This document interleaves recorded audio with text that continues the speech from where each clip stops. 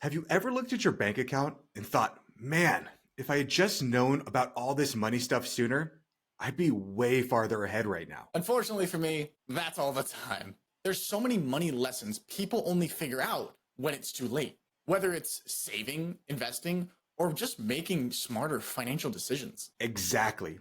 And today we're breaking down the 7 biggest money lessons people wish they learned earlier. And trust us, these aren't just life lessons, they're straight up financial game changers. Like why playing it too safe with your money is actually the biggest risk, or why financial independence isn't just about money, it's about designing a life you actually want to live. If you've ever felt like you're running out of time to get your finances in order, or you're stuck second guessing every decision, this is the episode for you. And stick around because by the end, you'll be able to walk away with real actionable steps to take control of your money now, instead of looking back with regrets. All right, let's get into it. Here's the 7 money lessons people learn way too late. This is the Fi Guys. Let's get started.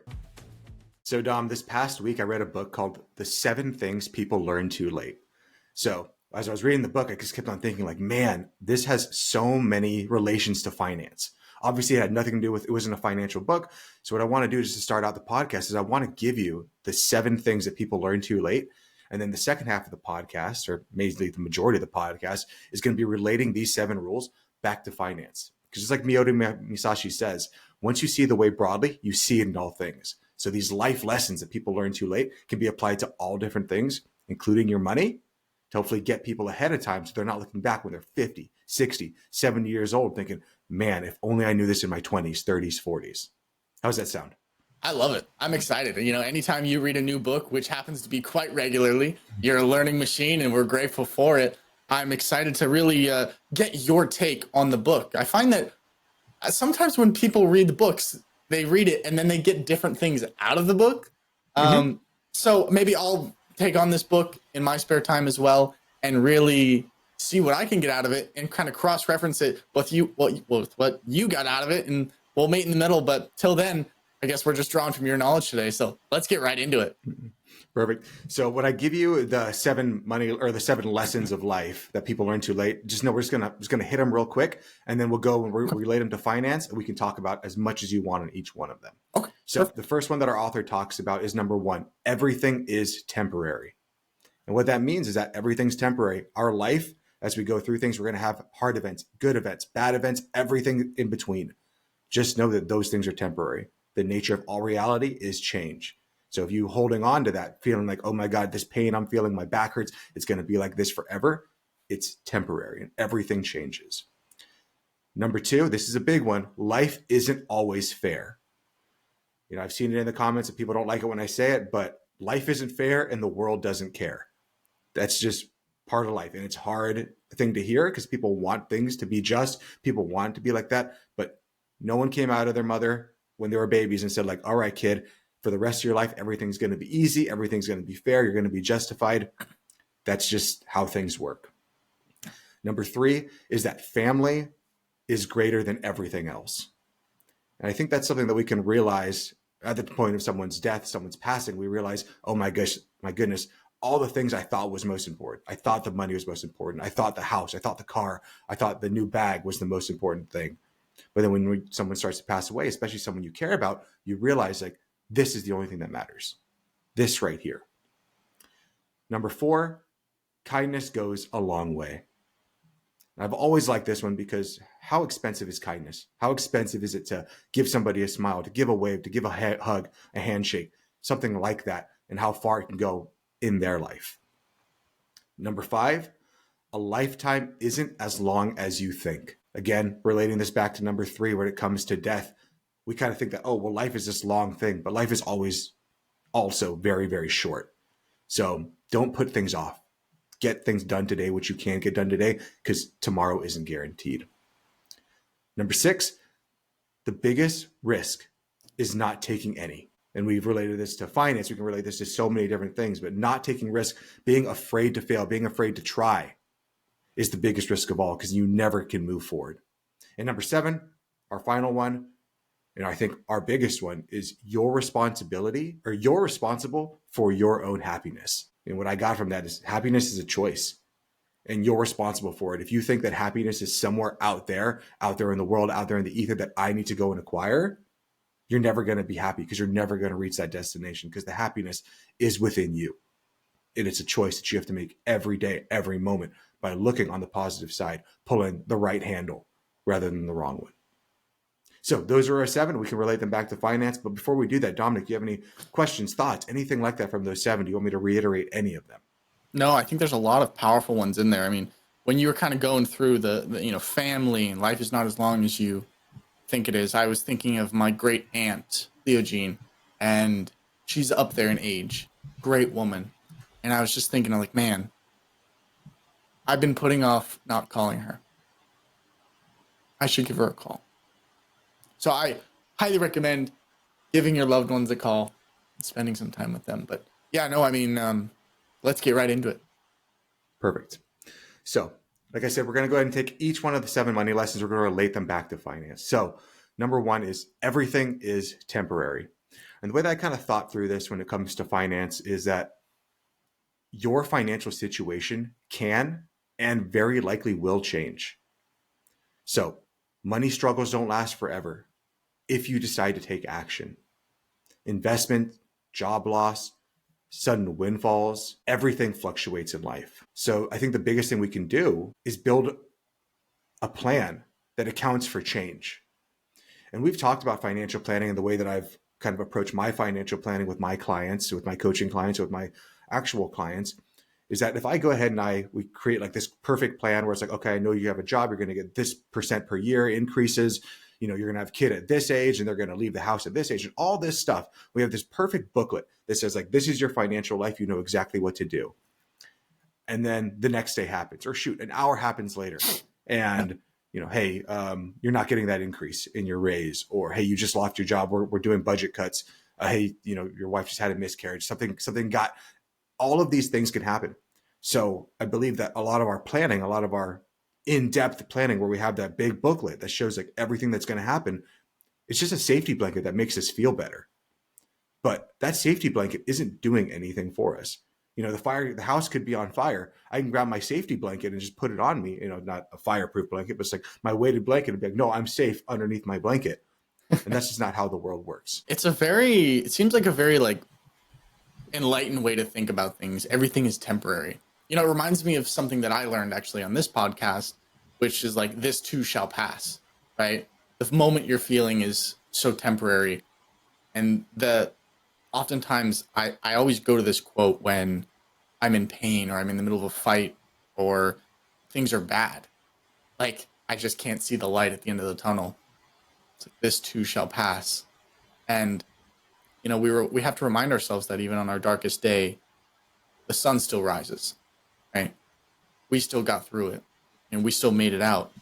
And everything is temporary. I mean, like you said, windfalls, losses, a great job, a great relationship, everything is unfortunately temporary. But I think, and Chris, I'm curious to see what you think about this, but aren't you grateful that things are temporary? Because if it just lasted forever, would it still hold the same meaning to you? Yeah, no, I think that's an interesting question. It's kind of the thought process of, I guess when you ask me that question, I think of the pantheon of gods from the Greeks and the Romans, and how many of those gods who were immortal, they looked down on human beings because human beings weren't immortal, because their life was so temporary.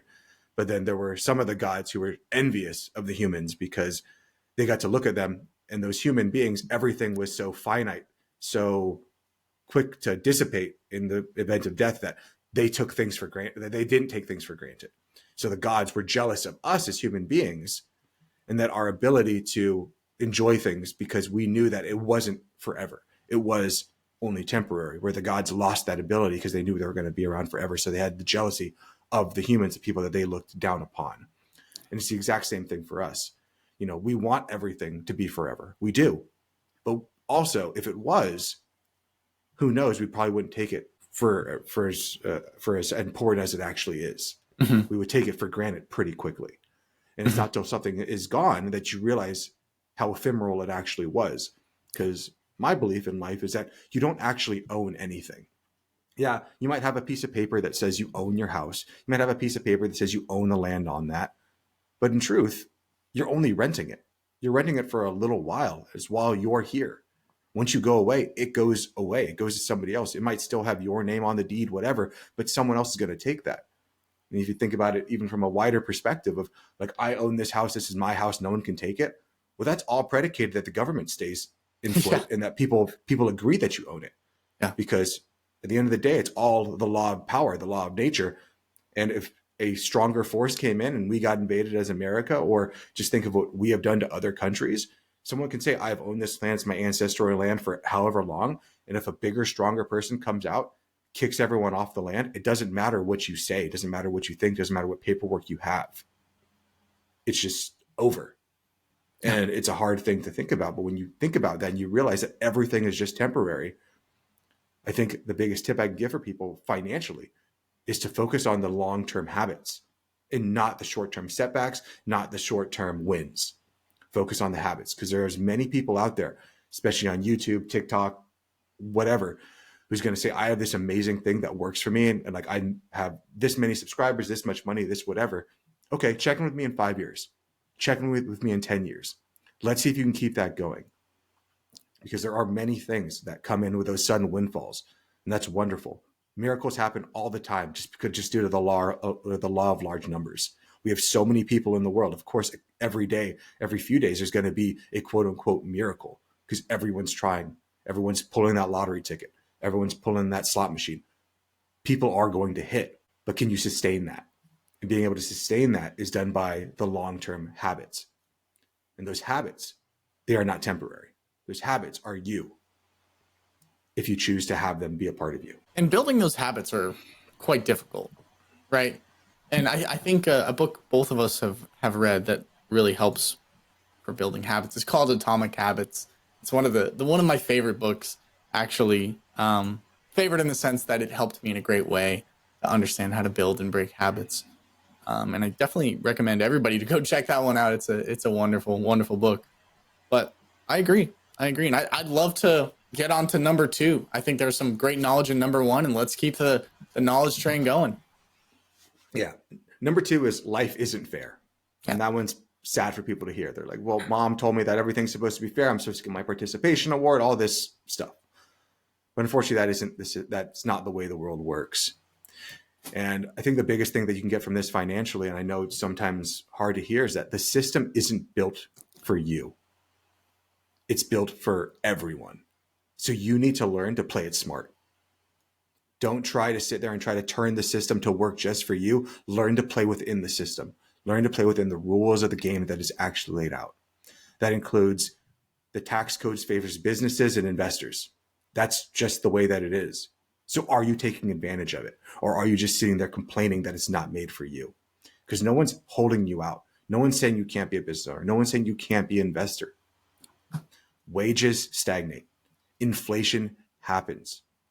There are many things that are out of our control. But you can still take control of your savings rate. You can take control of your investments. You can take control of how much you're spending, how much you're earning. You can take control of all of these things. But you have to believe that you can. The world is not fair, or life isn't fair. The world doesn't care. All of these things are true. And the next question is, and now what? What are you going to do with all this information? Absolutely. I think too often in today's society, we play the victim card because it feels good. Because maybe as a kid, you were coddled a little bit. Maybe it is comfortable to run to mom, run to dad, run to those safety nets, right? I think it's more of like a modern day safety net, really. It's the trope of it all. It's like, but nothing good comes from playing the victim. It's like that quick dopamine. If it feels good, it's probably not good for you. Usually, usually. And there's obviously some exceptions to that, but you got to take control of your own destiny because nobody else is coming to save you. And you shouldn't want someone to come and save you. You got yourself in, you can get yourself out. And that's kind of my philosophy on that. But yes, life isn't fair and the world doesn't owe you anything. So it's on you to take control of your life and, grab life by the handle, grab life by the wheel, grab life by whatever you can, do a little bit. And you might never reach the destination that you want to get to.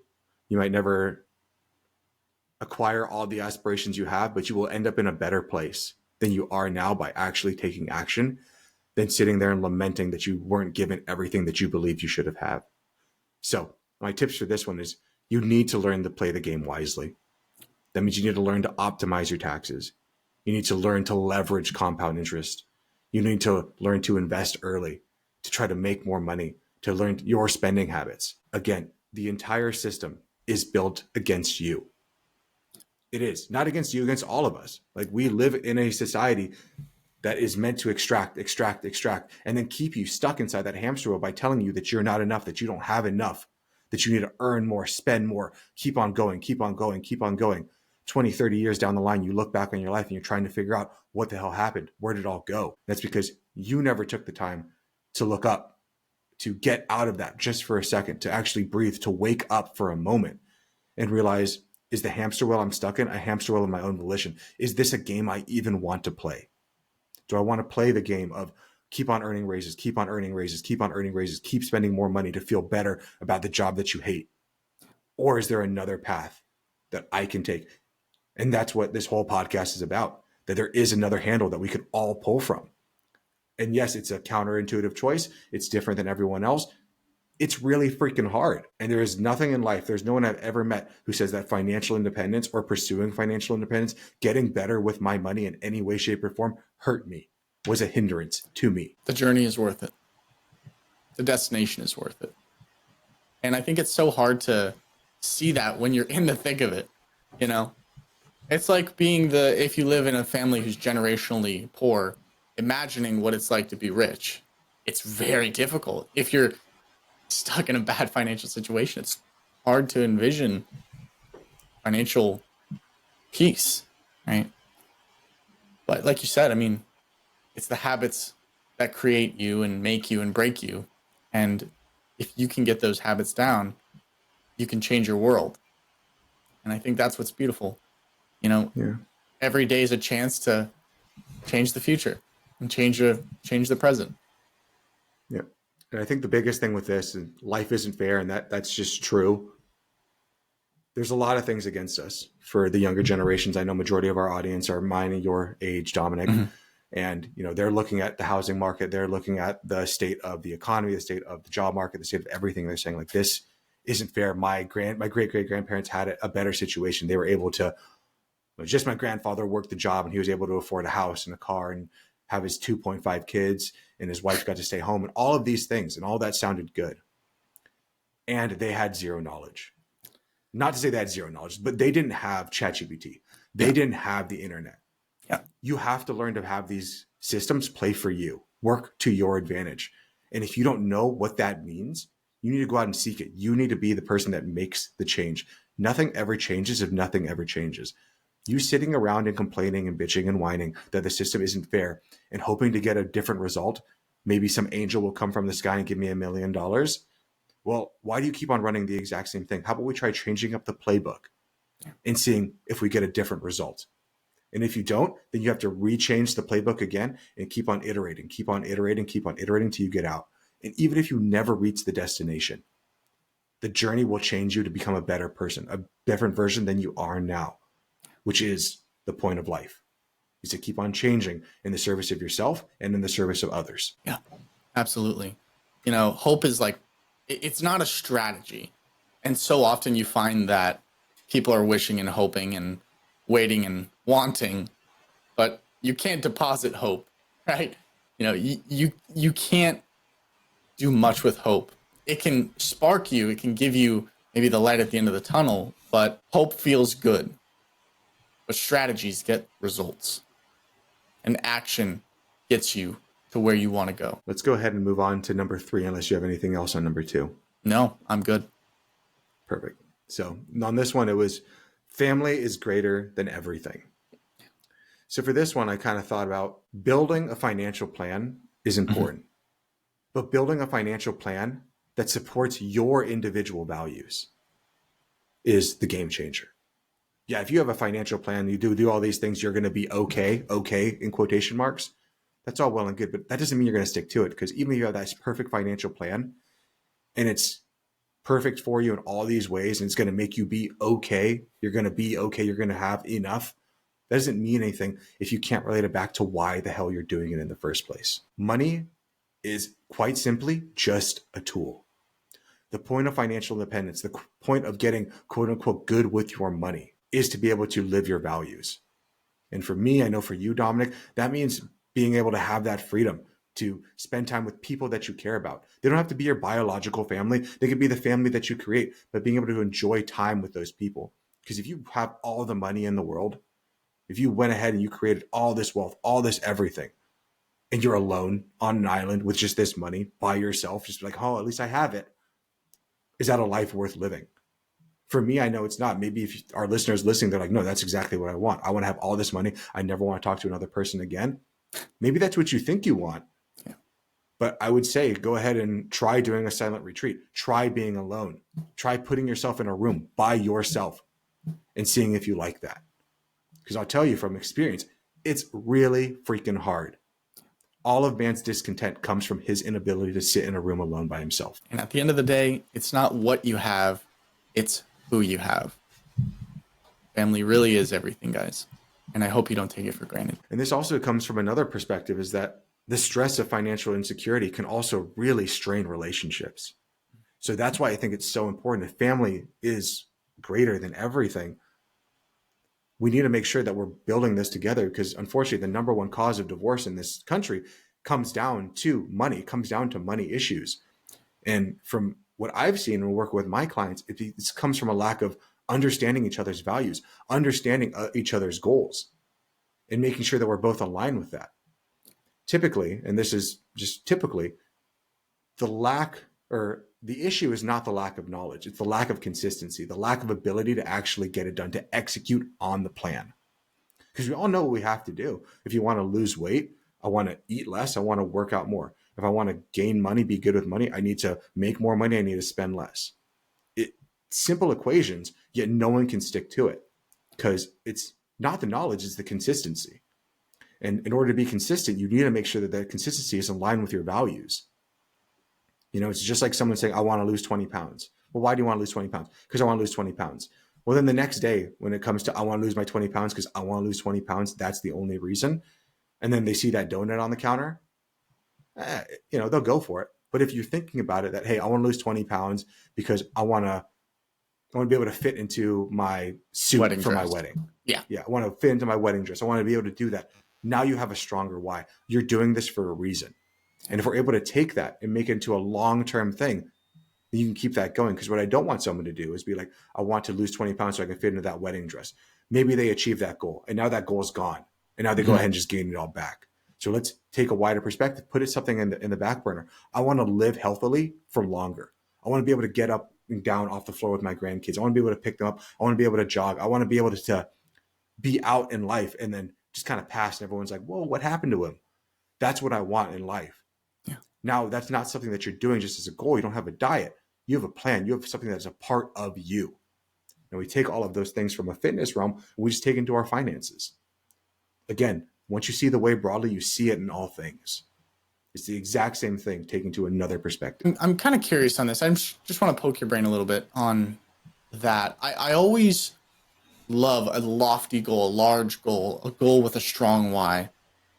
How do you discern, how do you see the difference between a goal that's too big and a goal that doesn't have a proper finish line? Because what I think is like, okay, I want to be healthy enough so that I can play with my grandkids.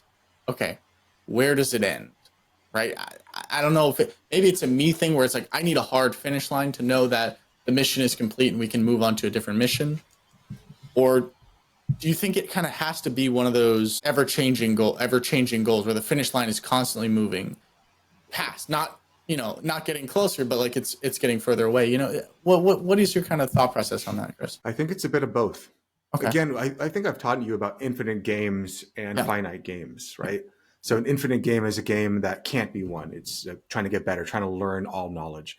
A finite game is like a game of tennis. Like there are rules. It is a set amount of time. It's going to be done. Our life is an infinite game. You can't win this game. Like you don't win life. No one's going to give you an award at the end of it. But we play it on a finite scale.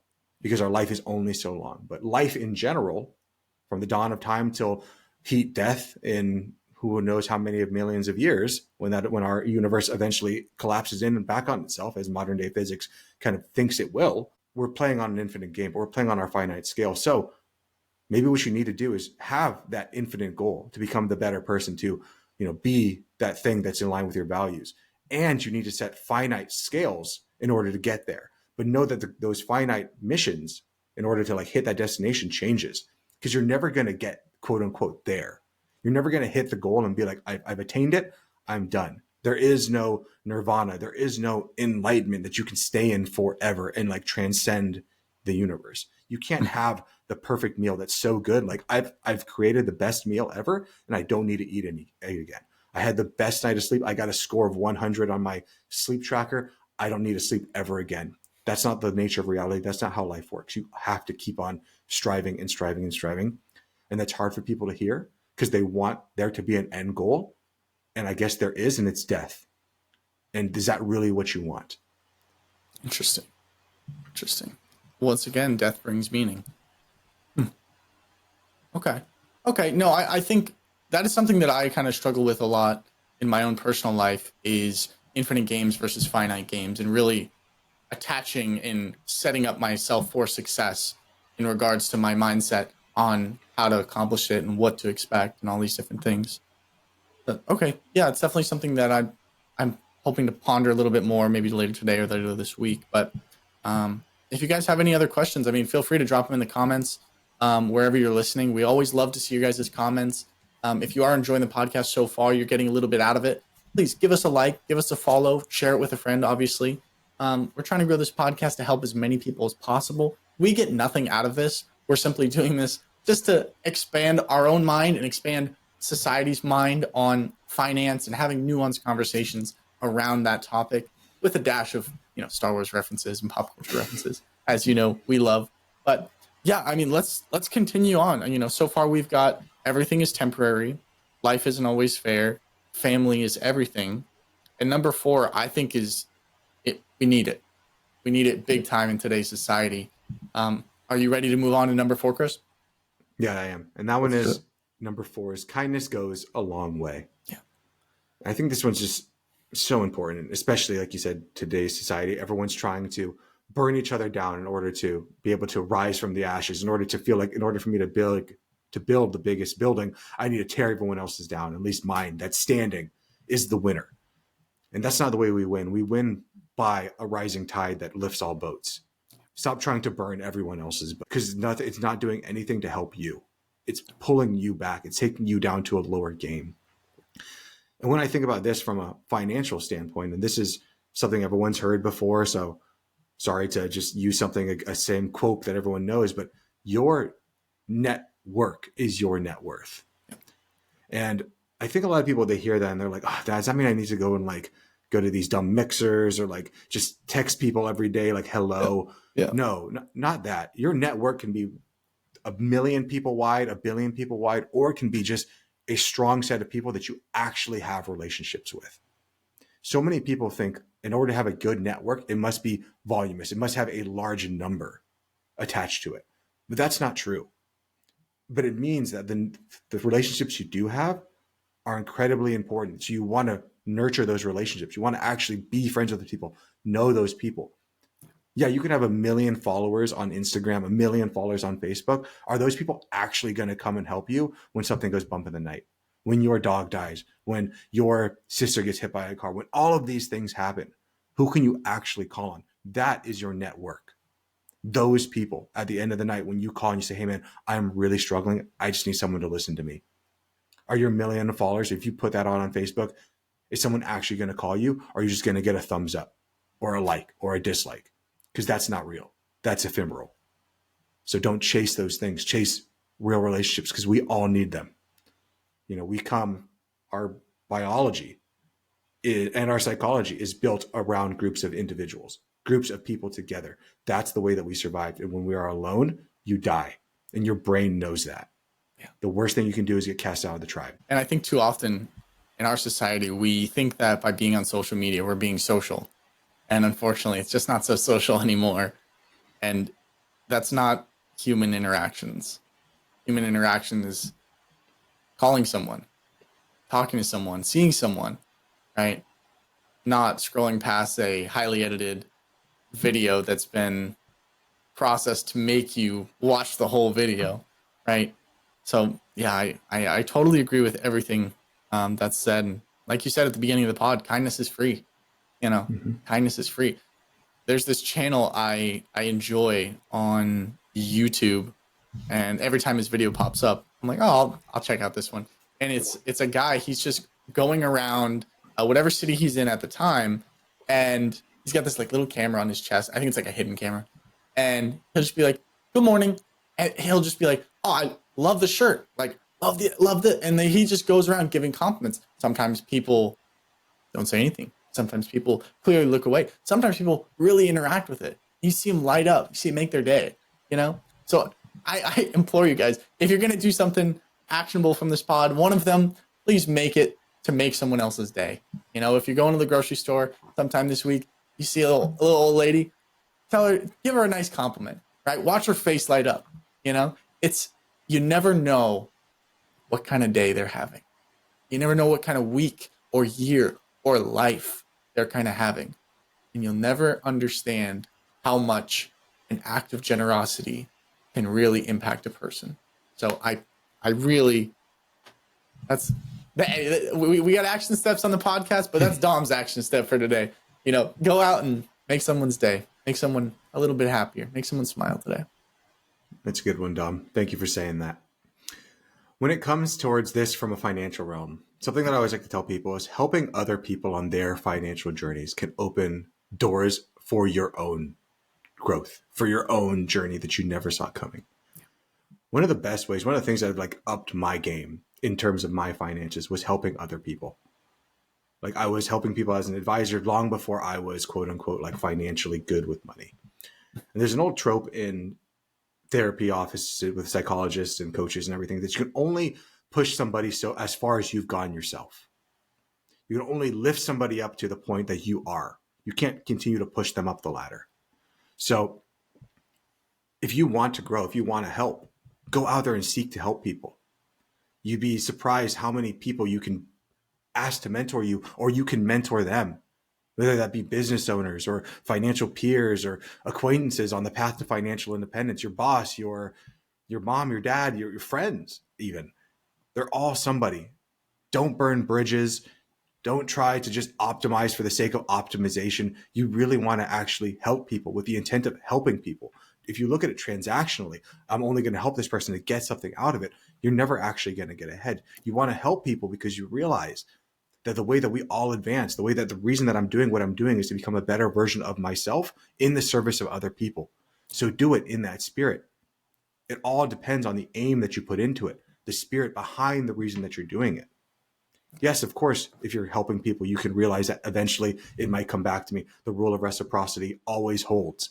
Those things are, or oftentimes holds. Those things are true. And that's not the reason we're doing it. We're doing it because we genuinely want to help somebody. And if it comes back to us in the future, wonderful. And if it doesn't, wonderful. Yeah, I agree. 100%. 100%. You know, give generously and give without the idea that it's coming back. I think if you're going to give with the strings attached to it, with all these different things, it's not necessarily from the heart. At least that's how it feels like. You know, I think it's so important. If you're going to give with all your heart and let them do with what they want with it, right? Yeah. But let's move on to number 5, if you're okay with that. I'm totally okay with that. Number 5 is a lifetime isn't as long as you think. And when I think about this one, it's start your financial independence journey today. Start getting good with money today. Stop waiting for quote unquote the right time to invest, the right time to start saving money. Waiting till it's all good, till everything is in order is a losing strategy because it will never be perfect. The amount of people I talk to, Dominic, that say like, oh yeah, I'm going to start saving and investing once I get the next job, once I get to 6 figures, once this happens, once I get out of college, once I start, once blah, blah, blah. There's 1,000 reasons why they can't do it.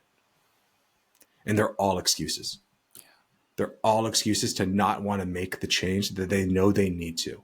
So they justify it, because it's a lot easier to say like, oh, I can't do it because of this reason, than it is to say, I don't want to do it because I don't want to change. I don't want to have to put in the work. I'm lazy. I'm scared. I'm whatever it is. And I don't want you guys to think that because we teach it, because we say it, we're gods of our mind. We're untouchable. We created this podcast to kind of just send out to the world that we can't be defeated. Like, no, that's not it at all. That's not it. No. That's not it at all. What Chris was just saying, I've done it. I've done it. I've put things off that needed to be taken care of. I've procrastinated bad. I'm sure you guys have too. I'm not sitting up here alone, right? We all have. But I heard a quote a while back, and it was on the topic of anxiety and stress. And I think it was from Jeff Bezos. He was saying that usually, at least for him, the things that he stresses on, he's stressing because he hasn't taken enough action on it. And that hit home for me. I don't know about you guys, but that hits home for me. The things that I stress about most are the things that I'm simply just not doing. And if I faced it, it would go away or it would minimize, right? So I highly recommend, running towards the storm, not away from it. It's like that age-old story between the cow and the buffalo. The cow sees the storm coming and it runs away. The buffalo sees the storm coming and the buffalo runs into the storm. And if you look at the time that was each animal was actually in the storm, the buffalo was in the storm a lot less than the cow. So make sure you're running towards the storm and running towards those things that you should be getting done and stressing over. Get them done and live a better life. There's so much better moments on the other side of stress. I gotta say, life is so much better when you don't have to stress, guys. Just please get your tasks done and don't stress. And I know that sounds super simple and it's way simplified, but please get what you need to get done so you can live a better life for today and tomorrow. Agreed. I just want to leave our guests or our audience member with this one, is that you don't have as much time as you think to build wealth. Life is short and life is long. Both of those statements are true. But you do have enough to get started, to start somewhere. You need to take action. I don't care how small it is. If that means automating your investments, paying off a little bit of debt, building up a side hustle, all of it helps. Again, I'm not asking you to go from where you are right now, and I don't know where you are, to being Jeff Bezos, Elon Musk, Mark Zuckerberg. I'm asking for 1% better. If 1% better is too much, 0.5% better, 0.2% better. Start with something. Even if that just means logging into your bank account today. Even if that's the smallest thing, looking inside of your wallet and seeing and counting the cash. Whatever you need to do is what you need to do. I'm asking for one thing. One thing. Dominic, how long is right now? Instantaneous. I mean, it's not long at all, right? Yeah, it's gone. Yeah, it just went. Right now, it's gone. It's gone. Yeah. And it's gone again. Damn. I'm not telling you to be perfect forever. I'm not telling you to be financially independent forever. I'm not telling you to save your money forever, to do all these things forever. I'm asking you to do it right now, just right now. And if you do it, when you're done, you get to make the choice. Do I want to do it again? Do I want to be again a good person, to be the person I want to be right now? Or do I want to be the person that I just was? It's your choice. But right now is really, really short. So you can make that choice. You can choose again to do it again and again and again, or you can make that choice to not do it ever again. But I know if you want to be the person that I think you want to be, you know what you have to do. You have to put in the work. You have to grow. You have to strive. You have to suffer in the desire for something bigger. Just like going to the gym, just like working out, you put in the work so that you can do today what others won't, so that tomorrow you can do what others can't. Remember tomorrow. Do it for your future self, because that is you too. And don't discount the ability of a small step. If you went to the gym today, didn't work out, you just went to the gym. You hadn't been there in a while. You just went. That's a win. Go the next day, 15 minutes. That's a win, right? Build on the momentum and build a mindset and a framework that serves you. I think a lot of what we talk about, with the podcast and everything that goes along with it, it doesn't work if you don't have the right mindset. you don't have the right mental framework. In fact, I would say everything that we talk about doesn't work if you don't have the right mental framework. So make sure that you have a mindset that serves you. To me, the way I kind of have adopted recently, and maybe in my while back, I just kind of noticing it now, is everything that happens, it happens for a reason. And I use those reasons to make me stronger. And I implore them to, I want them to make me stronger. I don't choose to be weaker because of things that happen around me. Say I lost my job. That sucks, right? I only have one job. Well, I mean, I guess this, but I only have one job that brings in the main amount of money, right? So that gives me an opportunity to start again, to rebrand my professional life. And if you look at things from a positive light, from a light that serves you, that where you are the hero of your story, not the victim. If you can be the hero of your story, you can accomplish great things, not just for yourself, but for your future self, for your kids, for your family, for strangers. It's you never know what kind of effect you're going to have in society. You might not even see it. You might not even see it. And I hope that you charge forward with your goals fearlessly. And I really hope that you take action one step at a time. If today is your first day taking action, congratulations. If you haven't taken any steps in a while, let's do it today. Today's a great day. The sun is here. The sun came up. The world's spinning. And you're still breathing. So let's get after it. With that being said, I would love to move on to our next point. Yes. Thank you, Dominic. Number 6. The biggest risk is not taking any. So the biggest risk is not taking any risk at all. When I think about this, I mean, it's so much bigger than just finance, but risk is required for growth. Yeah. Like just think about stimulating your muscles. If you want to get big, you want to get swole, you want to work out, it takes risk. It's risk to put yourself underneath a bar and try to lift it. It's risk for growth. It's risk to go out of the known. It's risk when you were a baby to try to stand up, to try to learn to walk, try to learn to talk, try to do all these things was risk. Staying in the comfortable, staying where you know you're safe. Yeah, it works. And it's a good place to be able to come back to every so often. But you're not growing when you're there. You're not growing in that place where you're not trying, you're not struggling, you're not having to do anything. Keeping your money in a savings account or under your bed won't build wealth. I hate, absolutely deplore that we live in a system, all countries, doesn't matter what country you're in, that our governments have forced us to effectively become gamblers in order just to keep up with the rate of inflation. Because if you're the person that says, I'm just going to keep my money in the bank account, my $100, at least I still have $100. Well, if inflation's at 2-3%, you're losing your purchasing power every, 20 years. Every 20 years, that has decreased to like barely nothing. And that sucks that we live in that system. It is what it is. Again, just like our point number 2, life isn't fair. So we do something about it. But risk is required to grow. Investing, unfortunately, is necessary. It just is. You can keep your $100, put it under your bed for the next 10 years, and that $100 will be able to buy you $60 worth of goods. If you think that's worth it to you, wonderful. If that's all that you want, if you just want to have that safety of saying, like, at least I have my money and I can hoard it, that's well and good. But money is energy, and that energy needs to flow. It needs to go out there and try to build it. You might be working hard for your money, but is your money working hard for you? And if it isn't, it can be. But you do have to take risk, and that sucks. Yeah. But that just is. All life is a risk. You getting out of bed this morning was a risk. You staying in bed was a risk. It's all risk. Life is about choices, and the choices you make are the sum of your life. So make sure you're making choices that you can look back on and be proud of, because the life you want, it isn't found in comfort. It waits for you in discomfort, in action, in discipline. So make sure you're chasing it. Yeah.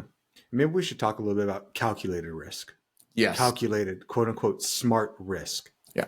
I think that's the important part. I'm not saying go and jump off buildings. I'm not saying like go, like there are levels of risk. I'm not saying like, oh, hey, fortune only favors the bold, so I'm going to put it all in this meme coin. Like that's not what I'm saying. If you don't know what I'm talking about, you need to learn more knowledge before we do these things. Like that's part of the taking action. You can do things like smart risk, like trying to start a business. Maybe your business doesn't need to be some capital intensive where I'm taking out $1 million loan in order to start it. Can you do something from home? Can I invest in like a real estate property? And if I'm going to invest in real estate, rather than going and purchasing the 20 unit apartment condo, can I start with like a duplex? Can I start with house hacking? Can I start these ways? Can I, instead of finding the one stock that my uncle tells me is going to go to the moon, rather than doing that, can I buy an index fund? Those things can lead to financial independence, where the other things, with a higher likelihood than not, can lead to financial ruin. So you need to make sure that you take on appropriate risks.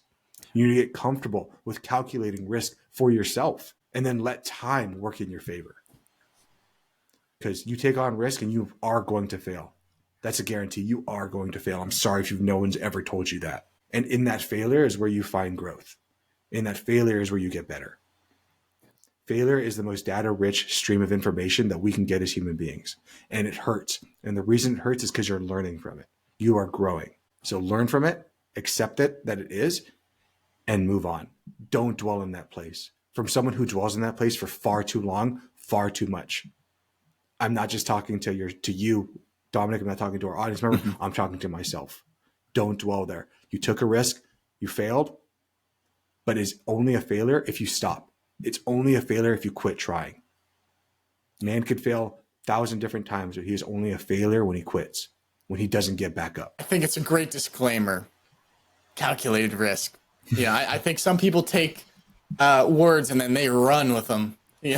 So that's a very good and knowledgeable side note on risk in general. Yeah, don't be gambling your life savings on meme coins. Yeah, that's a very good point. It's a very, very great point.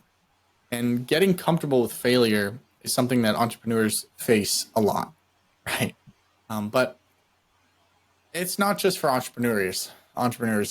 We all face failure constantly, daily, right? And, I'm a big fan of Monopoly. I love the game Monopoly. I collect the Monopoly boards, right? Sometimes I'll roll a 7 and I got to pay these damn taxes, right at the beginning of the game. $200 makes me so mad. Hate it. But it's part of the game. I'm losing a little bit, but the game continues. Don't be stuck on what happened 3 rolls ago.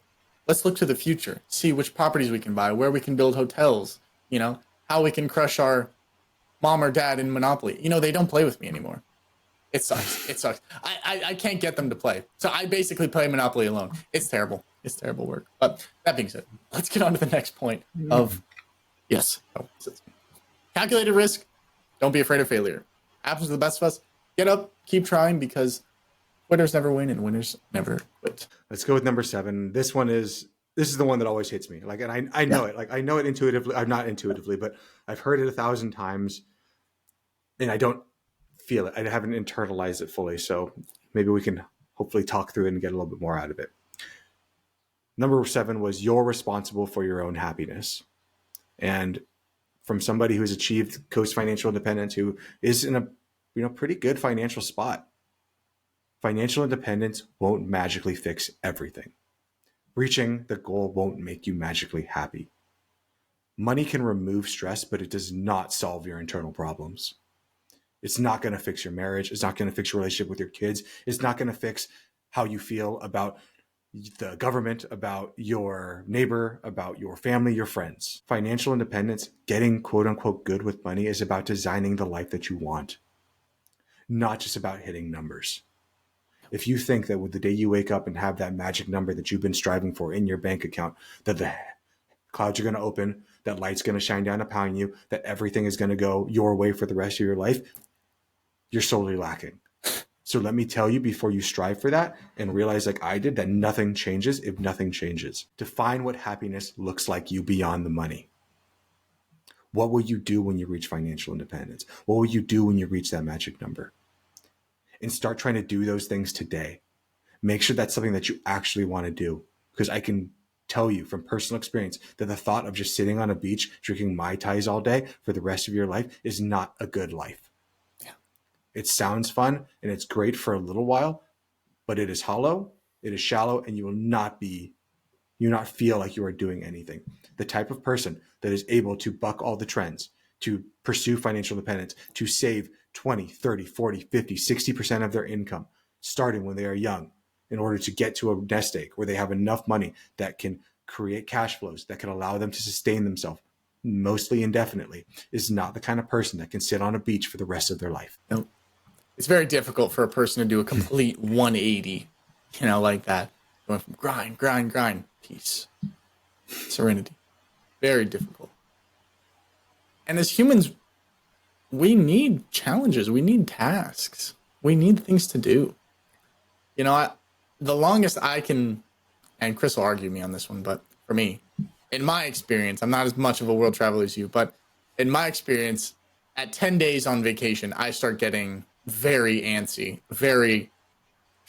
I'll say short, curt, even a little bit. Because I'm like, dude, I gotta get back. I gotta record stuff, edit stuff, I gotta post stuff. Like, I want to get back and start creating again. Like, I'm refueled. I'm anxious to get back. And it's that creation that kind of brings meaning to my life and brings purpose to my day to day.